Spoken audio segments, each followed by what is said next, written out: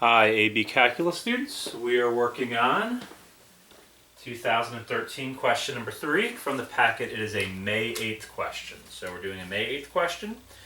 And we've got some hot water dripping through a coffee maker. Got some coffee here just to make sure I understand what's going on. And question A says, alright, we're going to take this table. The table is in minutes and ounces of coffee. And we're going to use the table to approximate C prime 3.5. Now, ladies and gentlemen, if you were to go ahead and graph all these, and you should not, but if you were to graph them, 0, 0, and 1, 5.3, and 2, and then 3, and then 4, and then 5, and then 6, this is kind of what the graph looks like. But the idea is when you have a table, you don't exactly know what's happening in between these. These are ordered pairs, they're going up, but we don't exactly know how. Now, the question is, if we knew what the actual curve looked like all the points in between, we could actually find C prime 3.5. Because what does C prime 3.5 mean? So this is when x is 1, and 2, and 3, and 4. You would go to 3.5, and C prime 3.5 would be find the actual slope of the tangent line. So we want to know what's the slope of the tangent line at 3.5. But we can't find the actual slope to the tangent line when we don't have an equation. We don't have an equation to take the derivative of and plug in. So notice here they're asking you to approximate C prime 3.5. Now, we want to approximate the slope. If you have an actual equation and you take the derivative, you find the slope through one point. But if you want to approximate slope, you would use old school slope. You would find the slope through 2 points. So we're going to take 2 points that are around 3.5, these two right here, and we're going to find the slope through these 2 points to approximate the real slope. Now think of these as ordered pairs. These are like the x's, these are like the y's. So whenever you find slope, you're subtracting the y's on top and the x's on the bottom. The difference here is when we subtract the y's on top, these are the y's. So it's 12.8 minus 11.2, and then these are the x's on the bottom, 4 minus 3. Now, you don't have to simplify them. You can literally leave this as the answer. If you simplify them, that's fine. It's not difficult. You end up getting 1.6 over 1, which is simply 1.6. But you don't have to simplify them. The second part of the question asks you to indicate units of measure. So when you're going to do units of measure, it's really simple. Look at what you subtracted. What did you subtract on top? These numbers were ounces. So ounces, and then these numbers, the 4 and the 3, were minutes. So we subtracted ounces on top, minutes on bottom. This is ounces per minute. And that is the end of part A.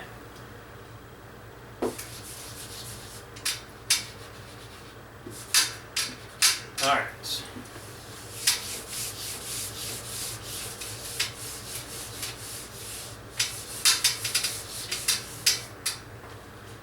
So now we're going to look at part B. Part B asks an important question. Is there a time between 2 and 4 where we can be sure that C prime t is equal to 2? And ladies and gentlemen, the answer is yes, probably, by the mean value theorem. Now remember, this is a graph of time and ounces. If we would have taken this graph, we could do things like say, hey, at time 0 it's at 0, and at time 1 it's up here at 5.3. If we were to use the intermediate value theorem, if this is a continuous function, we would know to get from 0 to 1, we'd have to pass every height in between. So if they said, hey, can you prove that C of t is equal to 4? Yeah, the amount of coffee had to have been equal to 4. That's the only way to get from this height to this height. That's what the intermediate value theorem is used. If you have a graph of CT and you want to prove things about CT, use the intermediate value theorem. But here, we want to prove something about the derivative. We want to prove the derivative had to equal 2. Now, this is the mean value theorem, and the mean value theorem works as long as it is a smooth, continuous function or continuous and differentiable. There's a formula.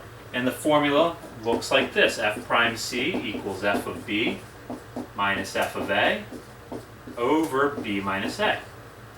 Now what this means over here, this is old school slope. Subtract the y's on bottom, x's on top. So on one side, we're finding the slope. And then the mean value theorem guarantees if we find the slope through the endpoints, there has to be a slope of a tangent line that's the same slope, at least once. And that's what we're trying to prove here. But instead of c prime, f prime c, it's c prime t, and then c of b minus c of a over b minus a. So the idea is that we're going to use the mean value theorem, and we're going to say c prime t. Now very important is the interval. They ask on the interval 2 to 4. And they specifically tell you to focus in on 2 and 4. You guys see this from 2 to 4? Well, let's look at the ordered pairs. At time 2, we're at 8.8. And at time 3, we're at, time 4, we're at 12.8. They want us to use these endpoints. They're begging us to use those ordered pairs. So let's use the ordered pairs. We're going to subtract the y's on top, 12.8 and 8.8, and then the t's on the bottom. Now if you go ahead and subtract, you'll get 4 over 2. So c prime t equals 2. Now, how do we somehow get the points for stating, so c prime t will equal 2.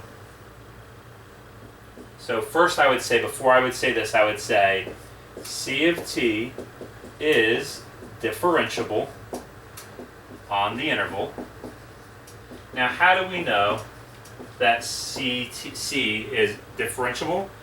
If you read the question, it says the amount of coffee in the cup at time is given by the differentiable functions. C of t is differentiable on the interval, so by the MVT, c prime t equals 2. And of course, and then you show this work that proves it equals 2. All right, that is it. And now we're going to move to part C.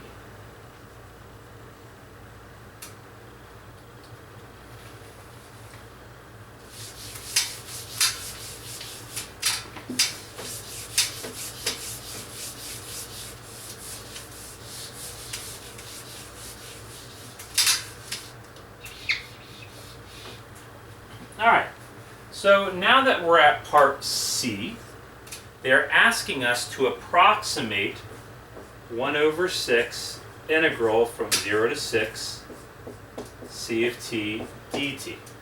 Now, the moment you see this fraction out in front, your brain has to be thinking, this is looking like 1 over b minus a integral a to b f of x dx. This is the average value of a function. So here it would be the function f of x. So this is the average value of f of x. So this right here is going to find us the average value of c of t. Well, what is c of t?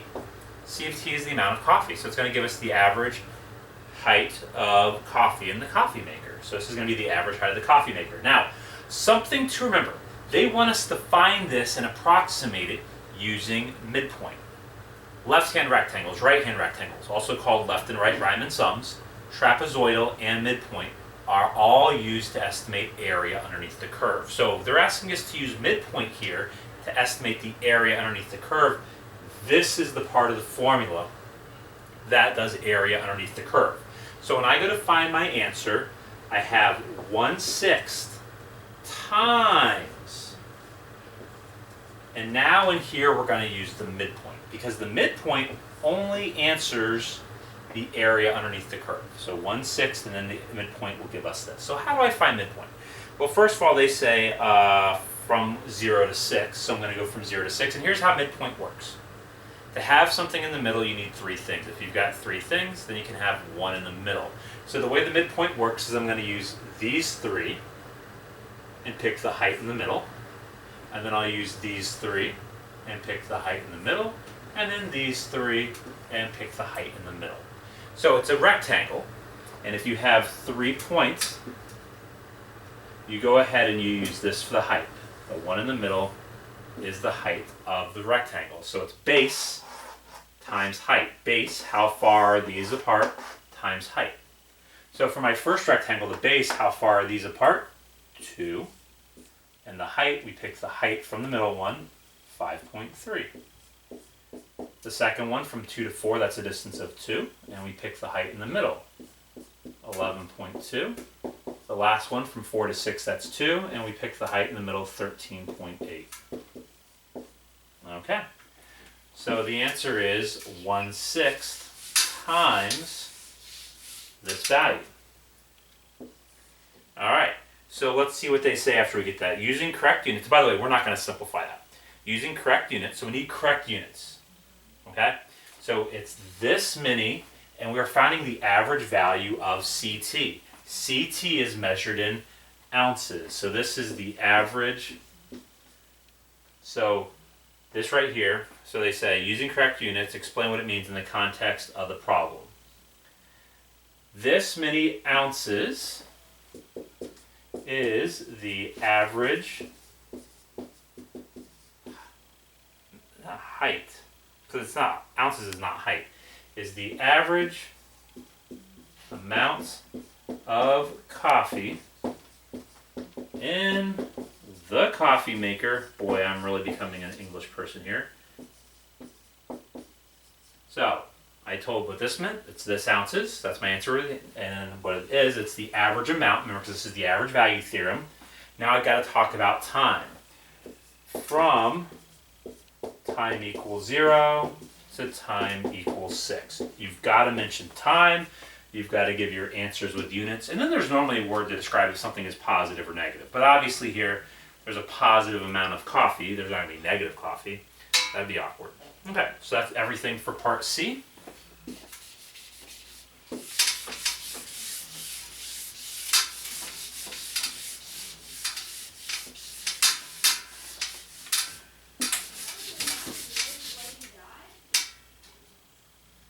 And now we get to part D. Part D says the amount of coffee is modeled by the equation B of t equals 16 minus 16 e to the negative 0.4 t. Oh, by the way, you wouldn't have there's no graphing calculator in this question. So this is all going to be done by hand. And they say, using this model, find the rate at which the amount of coffee is changing at time equals 5. Well, if this is the amount of coffee, the rate that it's changing is its derivative. And we have to take the derivative by hand. So we need to take the derivative, plug in 5. All right, let's start with 16. It's a number. The derivative of 16 is gone. Boom. Over here, when we take the derivative, the negative 16 is a constant multiplier. And then we need the derivative of e to the u. The derivative of e to the u is e to the u times chain. The derivative of negative 0.4t is negative 0.4. Now, I could simplify this if I wanted to, but there's no reason. I'm just going to say b prime 5. I'm just going to plug in a 5. Is negative 16 e to the negative 0.4 times 5 times negative 0.4. Yes, I could multiply. Yes, I could multiply. There's absolutely no reason to do it at all. And they don't ask for units, so I'm not going to give them units. All right, hope you enjoyed the question. Bye.